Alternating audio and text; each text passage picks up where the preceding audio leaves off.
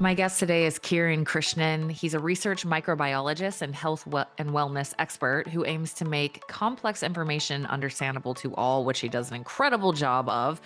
He has founded a number of successful health and supplement companies over the last 20 years, including co founding and leading Microbiome Labs, which is who I use for my stool testing. And I recommend a lot of their products. If you've ever tried Megaspore Biotic, it's a really popular probiotic supplement from Microbiome Labs. They are the preeminent microbiome therapeutics focused brand among healthcare professionals. He is currently a co founder and partner in three other companies that aim to revolutionize wellness care. And yeah, revolutionize is not an overstatement. He is very forward thinking, doing some really cool stuff in the health and wellness space. I have an immense amount of respect for Kiran, and I have been waiting a really long time to bring him on the show for you guys. So I'm really excited for you guys to hear him dive into not only the gut microbiome, we're getting into, do you really need fiber? Because that's become this like shockingly undebated or debated thing in the health space, due to the rise of carnivore diets, and people are questioning, do you even need fiber? And he's just gonna lay that all out. So I'm gonna let him do that.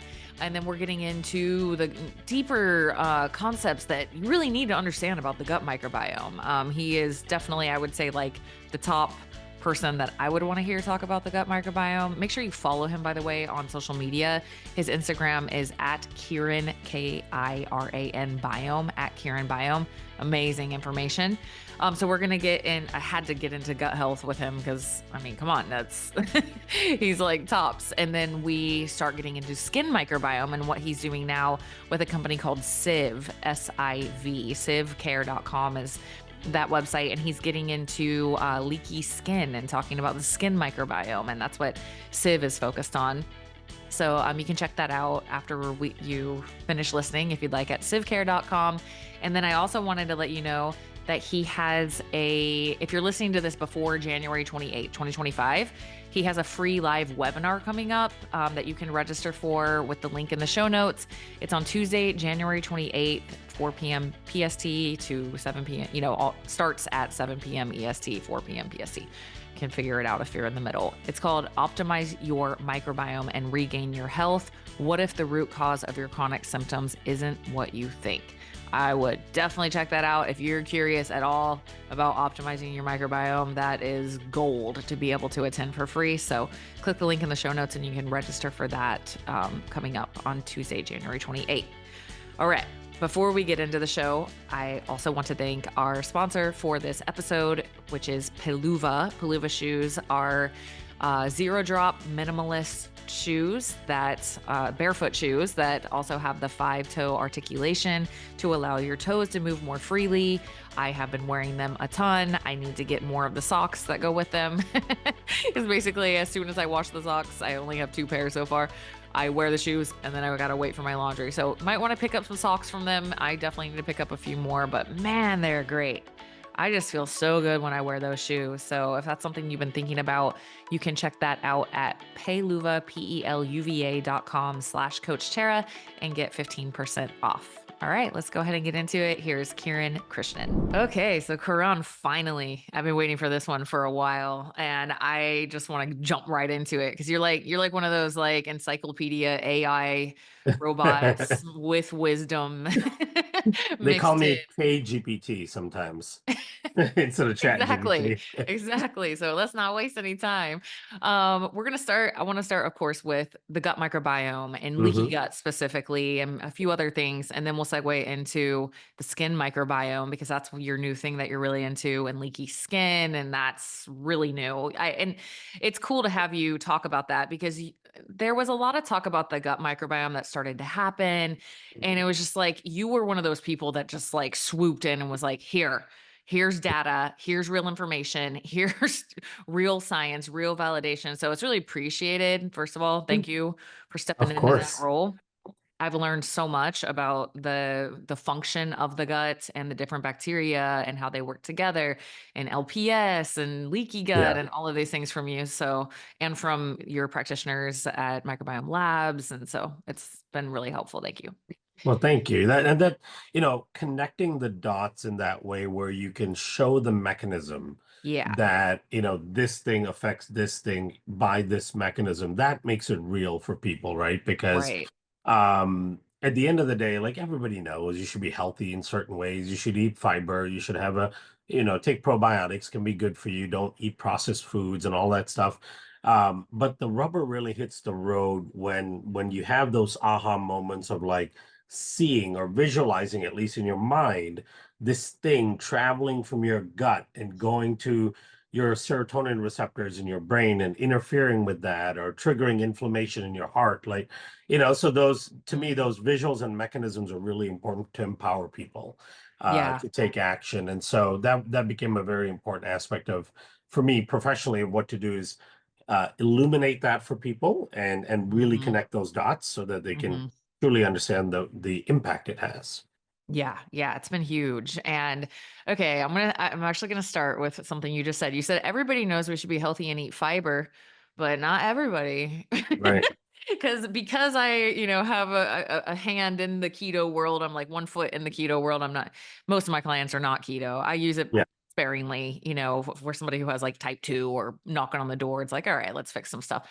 But because of that, I'm very, connected into the carnivore world and all of Hmm. this. And there's a lot of messaging that you don't need fiber. I'm even seeing some carnivore proponents saying, I did a gut test and my gut got better on carnivore and you don't need fiber. And this is a very small, little subgroup Yeah. of the nutrition world, but they are kind of making waves. And there's a lot of people wondering about this. So I was wondering from your perspective, could you clarify your thoughts around you don't need fiber? Um, Yeah. and adding one little thing, because Amy from Holistic Health Educators asked on Instagram for me to ask you, how long can someone go animal based? And I think she means carnivore for Sure. therapeutic purposes before damage. So, do we Yeah. need fiber, yay or nay? And if we don't have it, how long can we go, etc. Yeah, and I think those are really important questions because people are getting a lot of misinformation or at least misdirected information. Um, One of the problems that I have with a lot of dietary camps is that they become very, militant about their position, right? Yes. It takes the science out of it, and it becomes very tribal.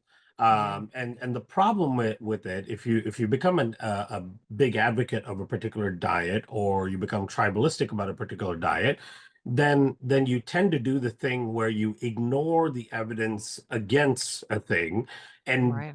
and really desperately try to pull pieces of evidence to support your view. This is no different than politics and religion and everything else that Mm-hmm. people fall into camps on, right?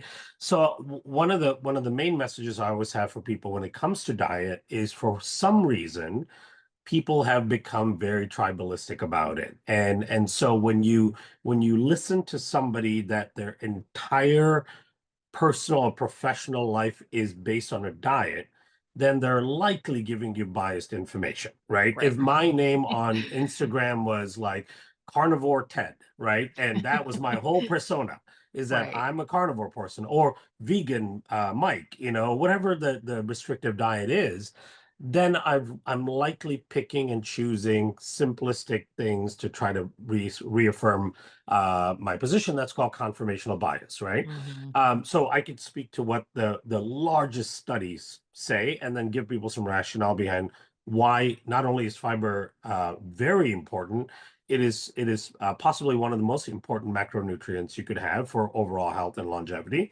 But I will also say that all of those diet categories to me are some form or the other of elimination diets, right? Yeah. And as an elimination diet, they can have their place in your regimen, in your protocols for the year or for the quarter.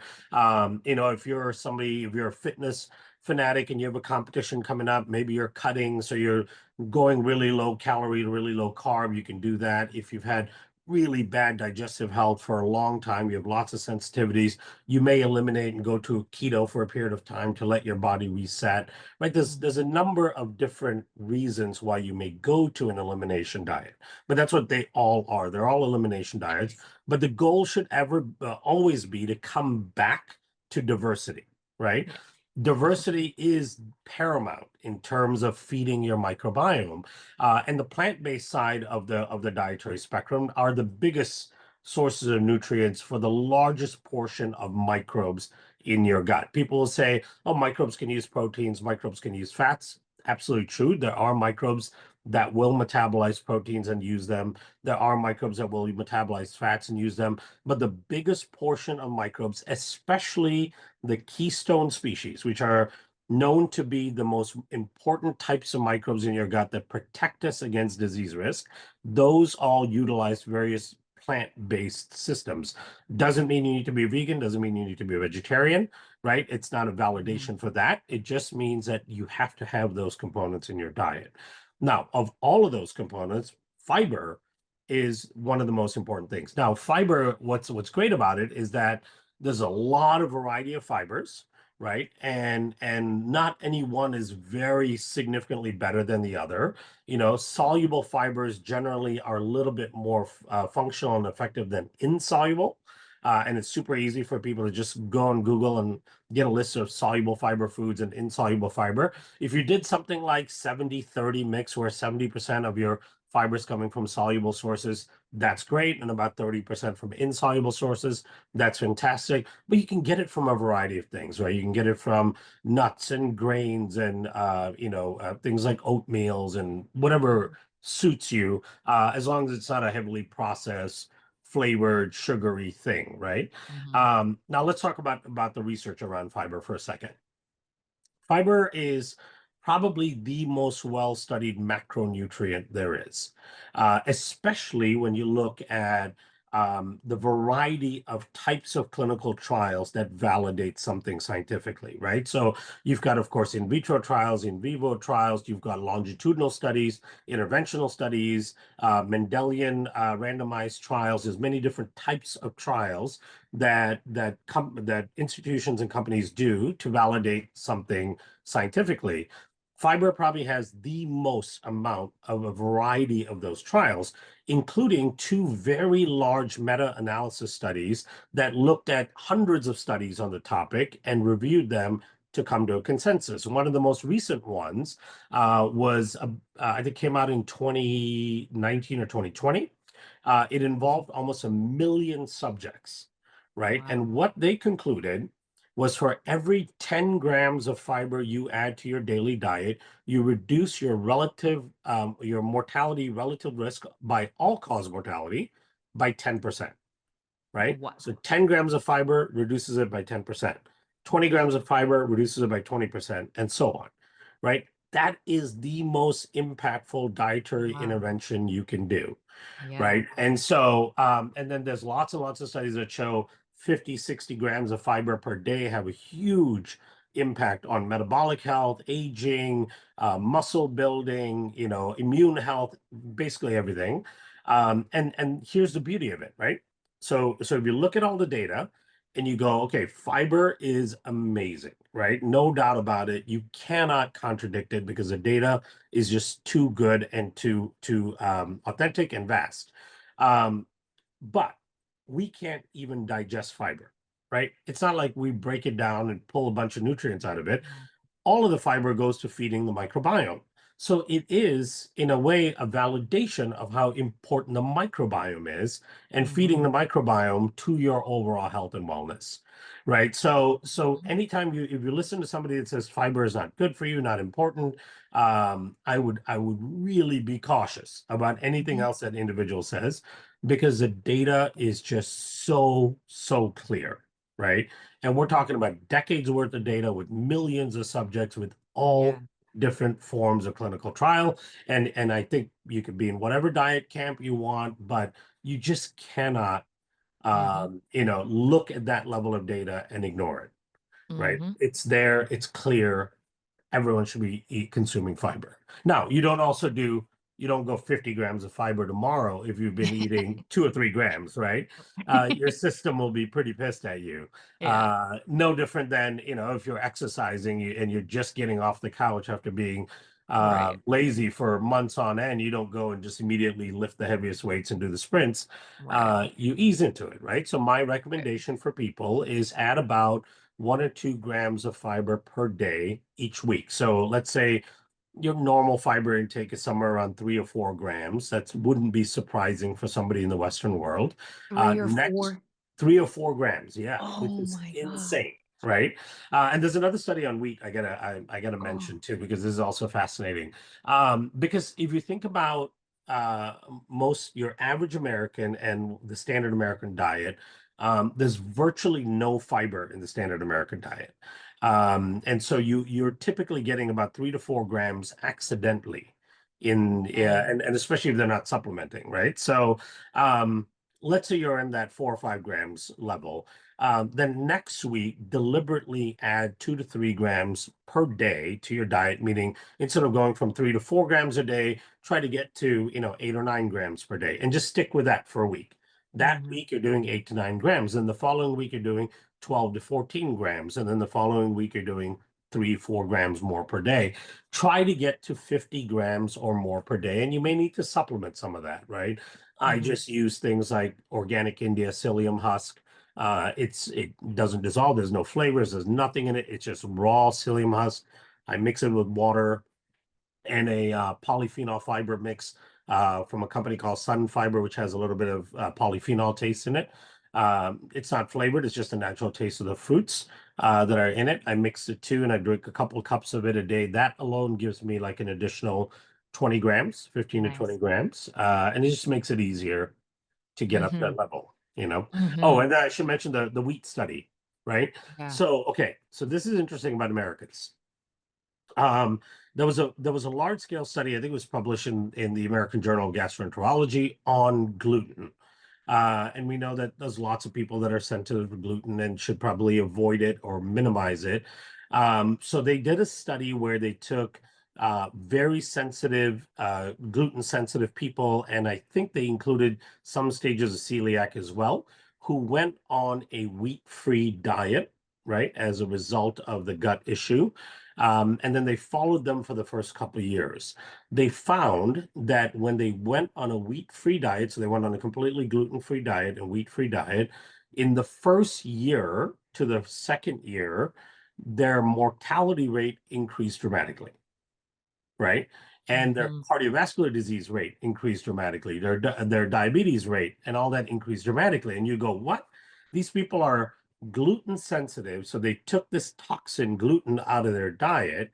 Why would their mortality rate go up, right? Why would they be more likely to die as a result of removing that? That's completely counterintuitive. But then you look at further into the data and you go, well, that's because 80% of fiber intake in North America comes from wheat, right? So the wheat breads and the things that people eat. Mhm. And a lot of it is processed wheat, but there's a little bit of fiber in there. And so Mhm. when people go gluten free completely, they don't replace that small intake of wheat with any other fiber, and so they've essentially gone on a fiber free diet, right? And so even though removing the gluten is doing good for them, it's reducing Mhm. inflammation, leaky gut, and so on, going Mhm. on a diet on a fiber-free diet is even more impactful and overcomes the benefit of the gluten, Mhm. of removing the gluten, right? That's just another way of illustrating Yeah. how important fiber Mhm. is. So I would implore people to answer the question that was given specifically. I would say if you're going carnivore for whatever reason you choose to go carnivore, I would do it for no more than 4 to 6 weeks. And because what we've seen in microbiome studies is your microbiome can very dramatically switch in about 6 weeks, right? It can Mhm. shift, it can wobble within a 24-hour period, Mhm. depending on what you're eating and all that, but it basically bounces back relatively easy. But if you go 6 weeks, 7 weeks or more in a very restrictive fashion, you can make such dramatic changes to the composition of your microbiome that it becomes really hard to Mhm. realign it. So I'd say, 6, maybe push it to 8 weeks at best, but then I would start reintroducing some plant-based materials, some polyphenols, some fibers, and so on. Awesome, thanks. Oh, a few things. One, thank you for mentioning that wheat study because I was on a webinar for other professionals with Tom O'Brien, who has been on the show, who's, the big wheat Yeah. or gluten guy. And he brought this up on there. He's like, it's very concerning. We Yeah. got to make sure they're still getting fiber if they're taking the wheat out. And also, I'm just so sad to hear that that's like the main source of fiber for people. It's like, come Yeah. on. You know why? Is because people think vegetables is a bag of frozen mixed vegetables in Yeah. a microwave bowl heated up with maybe some salt on it. I'm like, no, that's so gross. That's why you don't like vegetables. You cook them up Exactly. in some healthy fats, lots of salt, get some seasonings, grill them, like make them delicious. Oh, roast them, like I Yeah. just for lunch today I had these sweet potatoes, broccolini, and a couple Mm, and broccoli as well, and they were roasted with some spices and oils yeah. on them. Holy shit, So they were so good. delicious. Yeah, and So I good. I Yeah. overate them for sure, but it was so delicious. Yeah, and Good thing to and those overeat. bags. Yeah, exactly. It's a good thing to overeat because now I'm not going to need to eat for the rest of the day because all the fiber in there is going Right. to just like slow down the metabolism, right? It's your natural Mhm. GLP-1 agonist, and when you think about all the madness around the GLP-1 peptides and weight loss that results from it, fiber is what does that naturally without, of Mhm. course, the side effects of it. So. Yeah. Yeah, when I had a big body composition change, that was the ding, ding, ding, winner, winner, chicken dinner. A lot of people think it's like just high protein. I'm like, no, no, no, no. Like, if you, first of all, like, I mean, I won't go on that tangent, but most people are eating more protein than they can digest properly. Yes. But like with the vegetables, you stay fuller way longer. There's way fewer calories in them. They're full of nutrients. Like it is the ticket to thriving health. And that was the Hmm. other thing I wanted to say. It's funny timing. I didn't think we were going to kick this off with a huge fiber topic, but it's really interesting timing hearing you talk about the diversity and how Hmm. important that is for health outcomes because I just had an email from an old client in Australia that I responded to this morning. And she was like, Tara, I was listening to one of your podcasts with Lisa Pomeroy. You probably know Lisa. Uh-huh. And she's like, and you mentioned you got a stool test, and I'm just so curious, what did it say? Because like you seem to have like no gut issues and your metabolism's thriving. Like, was there like a certain bacteria you were really high in that other people aren't? Or like, what's the deal? And I just sent her some screenshots. I'm like, listen, I'll show you. Like, it's not like it was like perfect. There's things I can Yeah. work on. I will say my diversity was higher than I think anybody I've ever run a test on. Oh, You know, amazing. that being Yeah. said, I'm usually running tests on people who are having issues. Not a Yeah. lot of people like me are like just curious. You know what I Yeah. mean?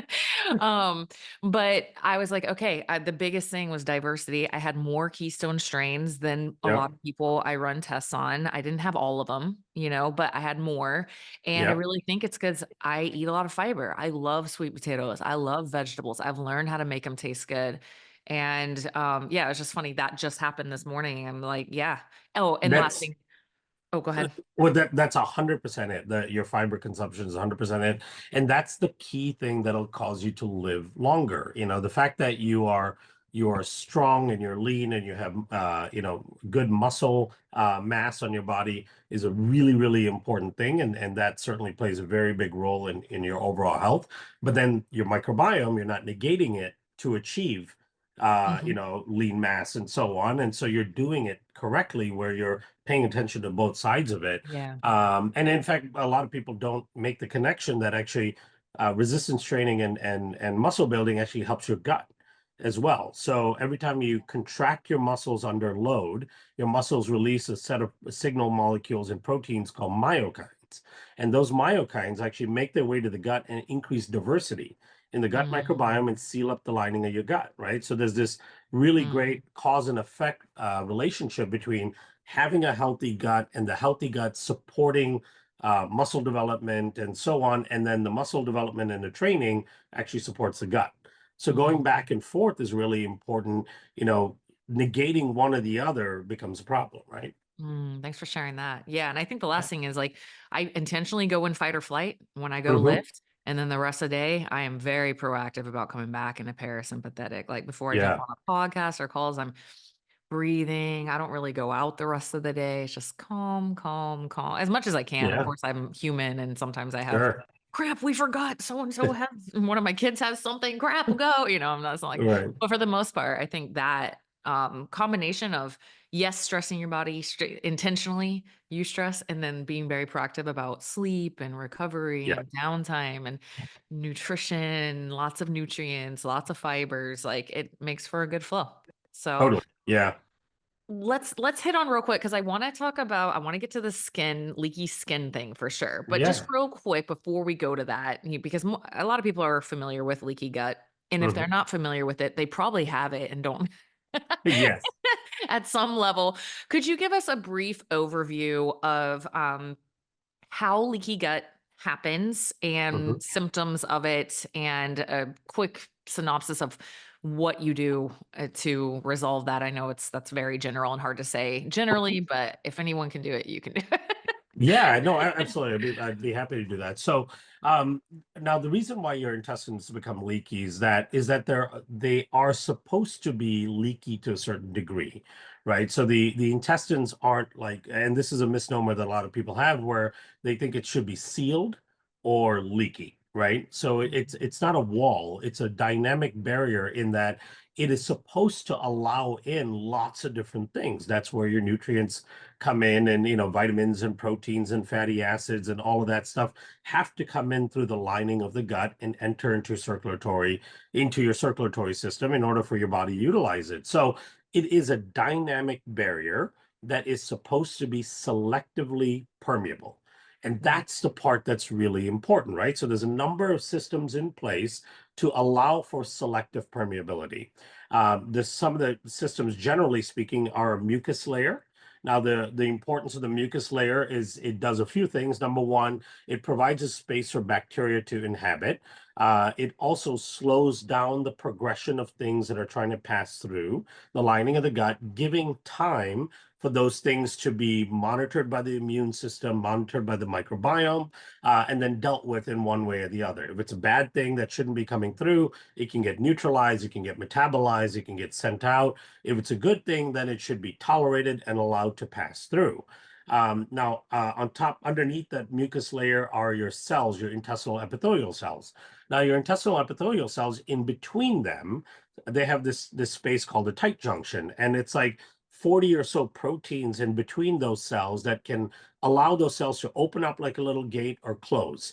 And they can open up when the signals from the top are correct, that, hey, here comes a large macromolecule that needs to get through, open up, then the gate opens and they go through, and then it cinches closed. Or if the thing is small enough, it can actually penetrate right through the cell.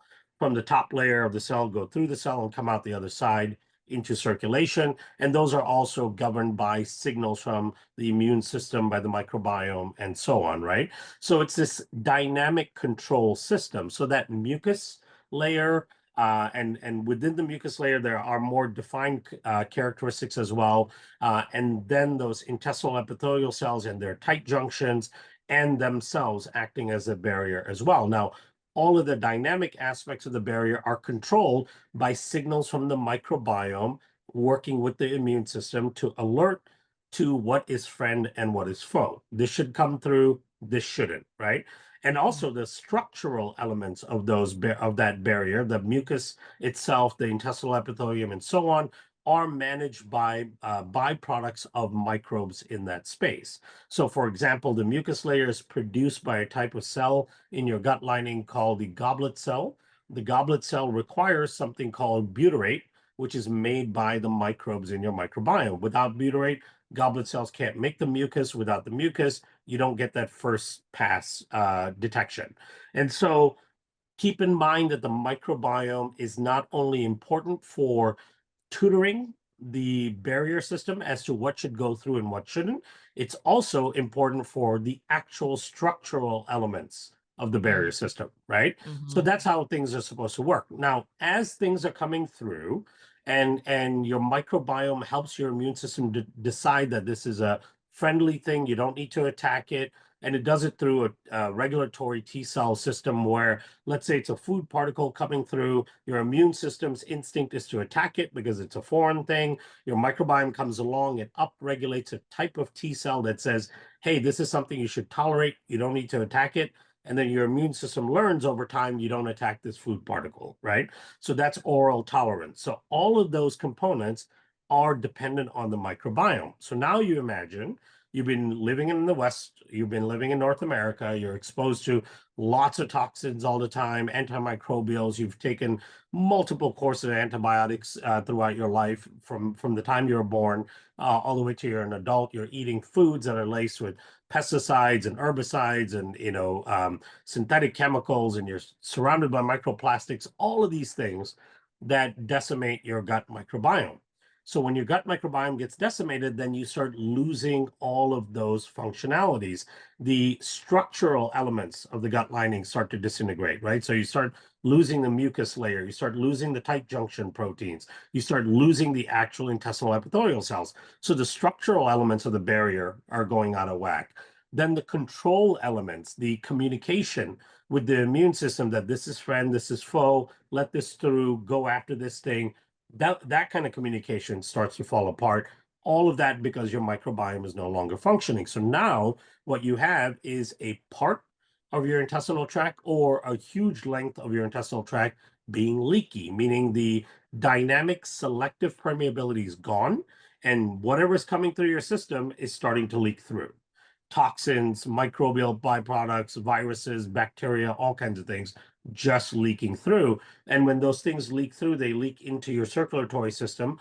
80% of it goes to your liver first and then circulatory system. Another 20% go through your circulatory system. And when those things leak through, they create profound inflammation throughout your body, right? So the clinical impact of leaky gut is chronic low-grade inflammation throughout the body.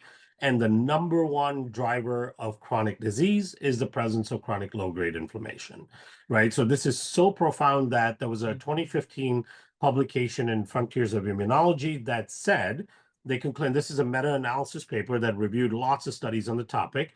They concluded that the number one cause of mortality and morbidity is the disease process and the disease state. The number one cause of mortality and morbidity in the Western world is intestinal permeability, Wow. right? It's the number one killer in the Western world. And intestinal permeability occurs when you lose dynamic permeability, the selective permeability, and that occurs as a result of changes in the microbiome. And Wow. so anything you're doing that harms the microbiome, whether it's your diet, your lifestyle, the things you're taking, or a combination of all of those, it will lead to intestinal permeability. And I would venture to say, based on studies we've done and research I've read, that the majority of Americans have some degree of leaky gut, right? So you can have leaky gut in 6 inches of your intestines or 6 feet or 16 feet, right? And how much of it you have determines how clinically profound it is. You could be, 17 years old and just making really poor decisions and not feel anything. That's because you're getting leaky gut, but your body's responding fast and repairing it adequately, Mm. right? As you get older, the repair becomes less and less and less, and more damage occurs. And then before you know it, you're in your 30s and you've got more profound leaky gut. It's not repairing fast enough. And then all of a sudden, you're starting to develop an autoimmune condition. You're putting on weight too easily. You're getting mood disruptions, your brain fog. You can't sleep. You're anxious. You're stressed. All of those things are symptoms of leaky gut. Mm. And so the path out of that is, the big basics. And I've heard you talk about these many times is like, well, obviously, if you're only eating 3 or 4 grams of fiber, gradually increase that, the protocol Mhm. that you gave, and sleep, exercise, Yeah. sunlight. Like, what are your big hitters for a thriving microbiome? Yeah, it's for a thriving microbiome, you really need a cumulative effect among a category of 5 categories of things, right? So you have to do something in each of these categories. More and more I'm learning is that you can't intervene in a dysfunctional gut with one thing and that one thing's going to fix it. And that's often the misnomer, in Right. even in clinical medicine, because clinicians get so well trained around like this one thing that fixes this other thing. And so we need to really bring back some of the basics, right? So the 5 categories I always talk about, first is diet, right? So we've already talked about what do you do in a diet in order to improve the gut microbiome. Add fiber, add diversity to the diet, and get rid of all the non-real food, right? All the processed, ultra processed stuff. That stuff has to be reduced or eliminated as much as you can. So that's the diet component of it. Then within the lifestyle side of it, to me, exercise, and it's a combination of exercise because if the only exercise you're doing is going to the gym and lifting, you're not getting all the benefits of the exercise. You should also be outdoors within that parameter of exercising, right? So for me, for example, I love going to the gym, whether it's my own gym at home or the gym where sometimes you want to be around people. I love doing that 2, maybe 3 times a week. And then another 2, 3 times a week, I'm outdoors doing something. I'm rucking or walking with weights or cycling or something like that, because that interaction with the outdoor environment is really important for your microbiome. And then a third thing would be what you put on and in your microbiome and what you don't, right? So cleaning up things like your personal care products, right? Reducing the amount of personal care products that have phthalates and parabens and aluminum and all of those things that we know are going to be damaging to the microbiome, trying to reduce your exposure to microplastics by reducing plastic-based packaging and all the things you buy and so on, right? Don't store your food in Tupperwares, try to store them in glass containers. Don't drink out of plastic bottles, drink out of stainless steel bottles. And then cleaning up things like your toothpaste and your soap and your lotion. I took about a 2.5 year process of picking a personal care product and then Nice. trying to find the most clean version of it that worked well for me, right? It's going to be Mhm. different for everybody. I started with Yeah. deodorant, then I went to Yeah. lotion, then I went to soap and toothpaste and so on. So cleaning those up will have a massive impact. And then the other thing is stress management. Mhm. Stress is the number one driver of gut dysbiosis beyond antibiotic use, right? So this study that I mentioned in 2015, the Frontiers of Immunology, they actually attributed the biggest portion of gut dysbiosis came from stress. And so stress management and sleep to me goes along with that, becomes two of the really, really important behavior choices that you have Mhm. to make, right? Your Mhm. microbiome requires a certain amount of rest throughout the day, a certain amount of time where you're not feeding it. Most of that overnight is fantastic. But if you can't get adequate sleep, you don't get all the repair things that happen in the microbiome. And you want to manage stress as much as you can. Every little bout of stress you have throughout the day acts like a little mini dose of antibiotic. So the more you can reduce that, the better. And then the last thing is supplementation. Probiotics like the Megaspore that we develop, prebiotics, polyphenols, anything that has some clinical validation is going to be helpful as well. So try to do one thing in each of those categories, and the cumulative effect can be very powerful. Yeah, definitely. If you're doing all that, you're good. Yeah. Okay, now let's switch to Civ because I want to hear all about this. So, tell us about Civ. By the way, it's like people are like, "Oh, Karan's doing Civ now." Like I've heard, so Yeah. I'm finally getting to hear about it from you directly. What is Civ? Tell us what you're up to now. Yeah, it's been super exciting to do this. So, as you know, I've been obsessed with the gut barrier. I'm a big proponent of understanding barrier systems in the body and understanding how they work, why they work the way they do, and what happens when they don't work, right? So, Yeah. blood-brain barrier, for example, gut barrier. And then the other very large barrier in our system is the skin. And so the skin acts as a true barrier. Different from the gut, it's not a selectively permeable barrier. It's supposed to be a pretty profound barrier, and it's designed that way to be like a thick brick wall. There's a Mhm. lot of communication that happens to your immune system and your systemic system from the skin, from the things that you encounter on your skin. But generally, there's very few things that are supposed to penetrate through the skin and enter into your body, right? So the skin is a very profound barrier. And so I started looking at the skin barrier because, of course, the skin is loaded with microbes, right? It's a 35-to-1 ratio of skin cells to microbes on your skin.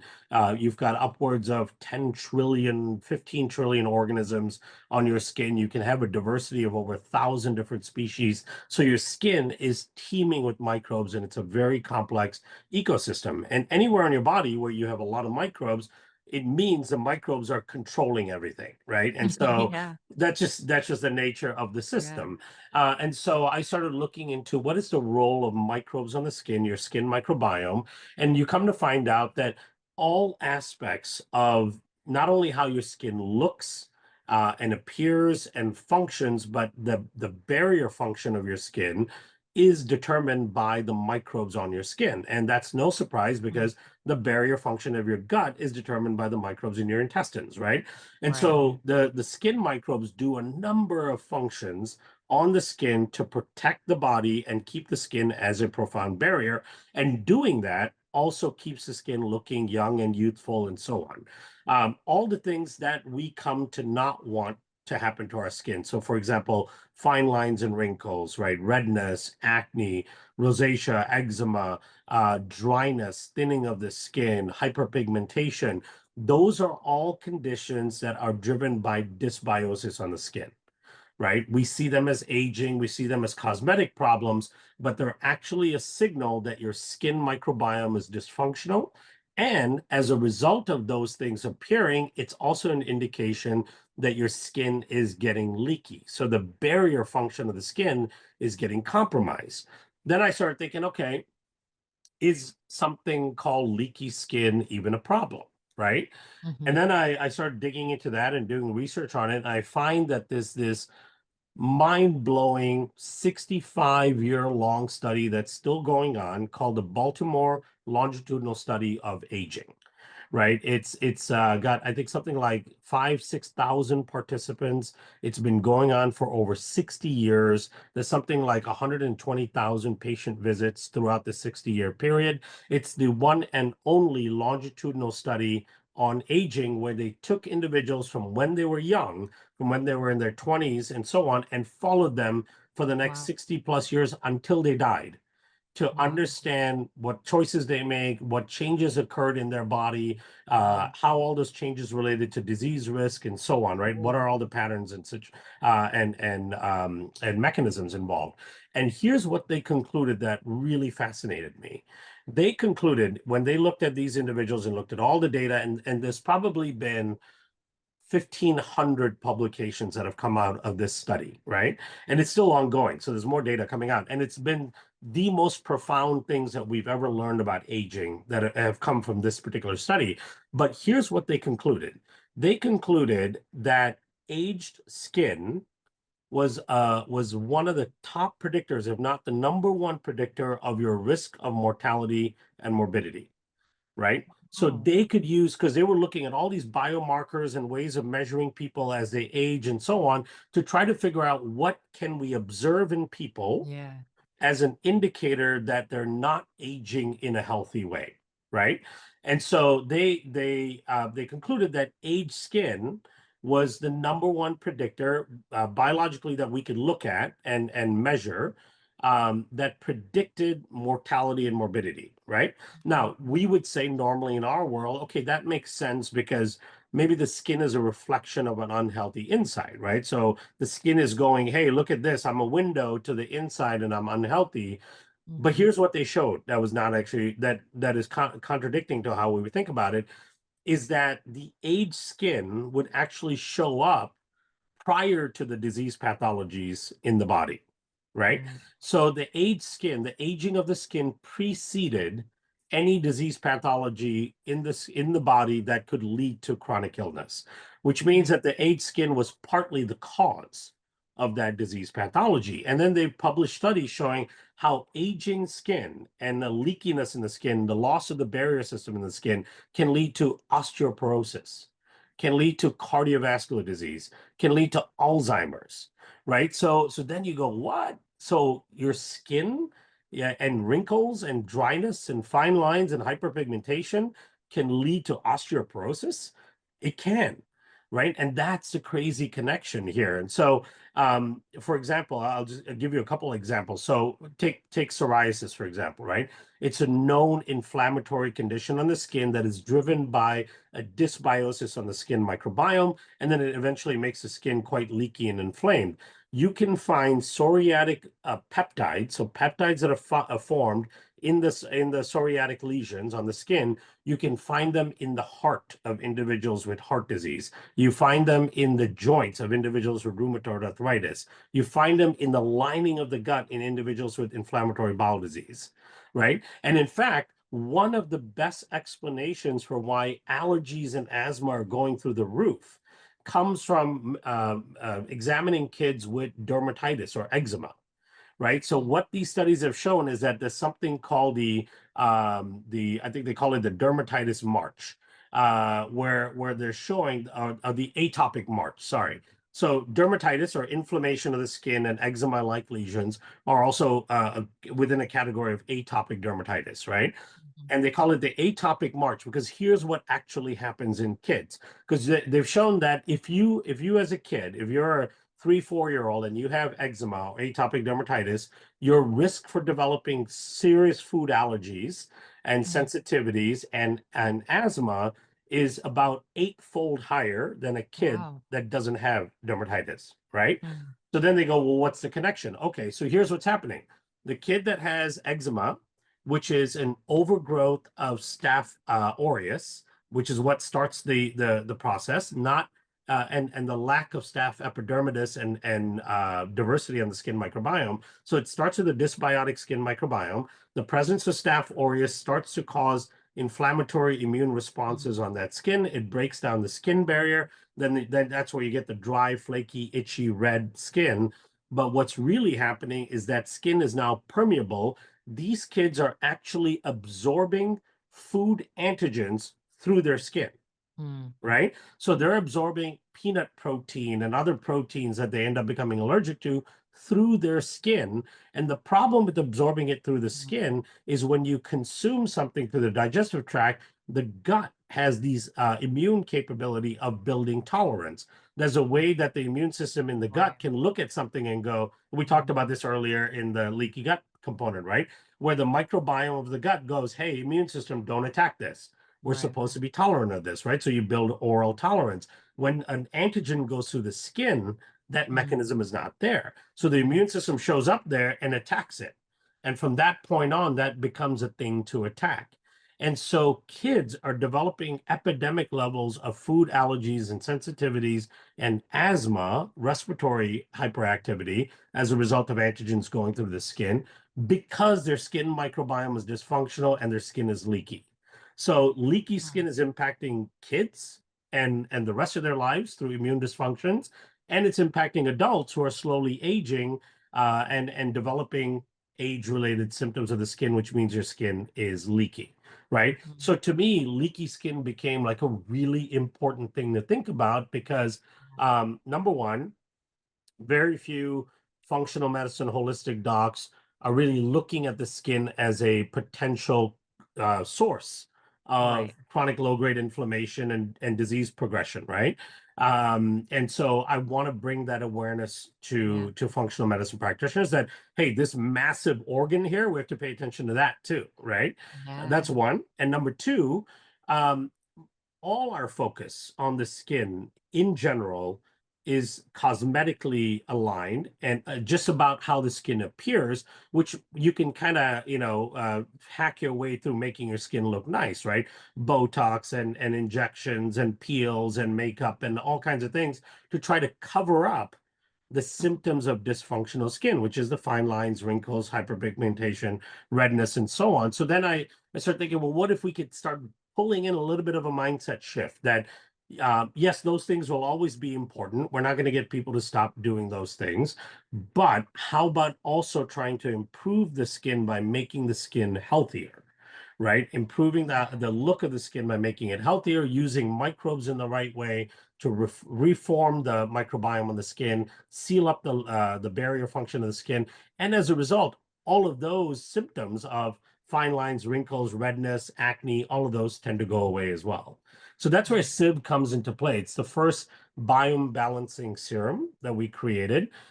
We use spores in this case as well. I started working with spores on the skin to see if they had a profound effect on the skin or not, because spores are ubiquitous in the environment, and we know being in dirt and all that is good for your skin. So a Mhm. hypothesis was they probably have some role.